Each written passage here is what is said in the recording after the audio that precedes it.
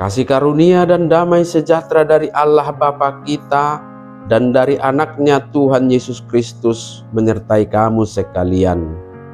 Amin. Shalom saudara-saudari sahabatku semua di dalam nama Tuhan Yesus. Firman Tuhan yang menyapa kita hari ini, hari Kamis tanggal 21 November 2024, tertulis di dalam surat 1 Petrus pasal 3 ayat 15. Mari sahabatku, kita simak dan renungkan firman Tuhan yang menjadi kekuatan dan inspirasi untuk menjalani hari ini. Demikian.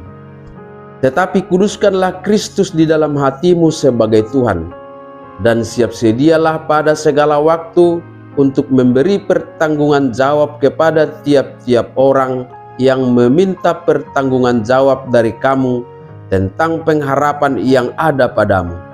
Tetapi haruslah dengan lemah lembut dan hormat. Alai perbadiai hamuma Kristus Tuhani di bagasa rohamuna, totong mahobas mangalusi ganupna manuk pun hamu, taringot tu nahinirim ni rohamuna. Alai mardongan labok ni rohama dohot biar. Demikian firman Tuhan. Saudara-saudari sahabatku di dalam nama Tuhan Yesus, hal pertama yang harus kita pahami secara konkret, ajakan dan perintah untuk menguduskan Kristus di dalam hati sebagai Tuhan dalam nas kita hari ini adalah supaya kita menempatkan Kristus sebagai yang utama dalam hidup kita, yang nyata dalam tindakan dan perbuatan yang seturut dengan kehendaknya. Kita harus memiliki hati yang penuh dengan pengabdian kepada Kristus dan kesiapan untuk memberikan jawab atas iman kita, atas pengharapan kita. Rasul Petrus menekankan bahwa pengharapan dalam Kristus adalah sesuatu yang harus terlihat dalam hidup kita, sehingga orang lain merasa terdorong untuk menyambutnya. Namun ada dua aspek yang penting yang disampaikan oleh Petrus tentang bagaimana kita menyampaikan jawaban tersebut, yaitu dengan lemah lembut dan dengan hormat.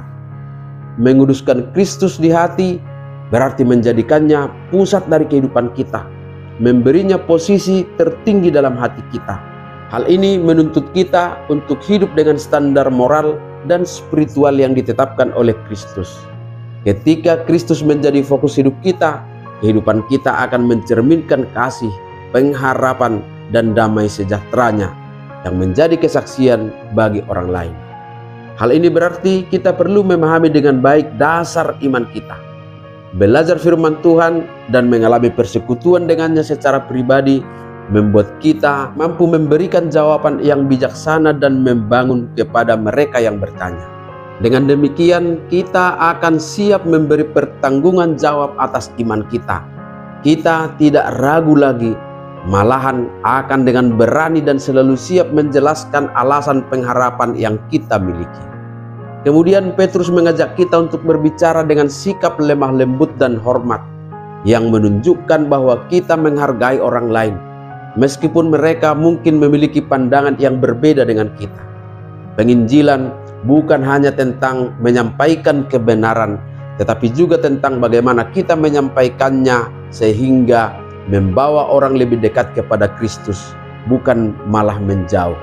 Dan inilah yang mengingatkan kita bahwa ternyata tidak ada kesaksian, tidak ada diskusi firman Tuhan yang berjalan hanya sebagai debat kusir dan dengan kekacauan dan perselisihan.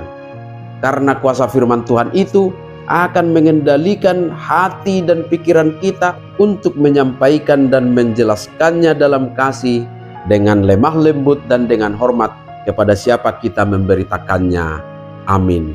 Selamat beraktivitas, Tuhan memberkati.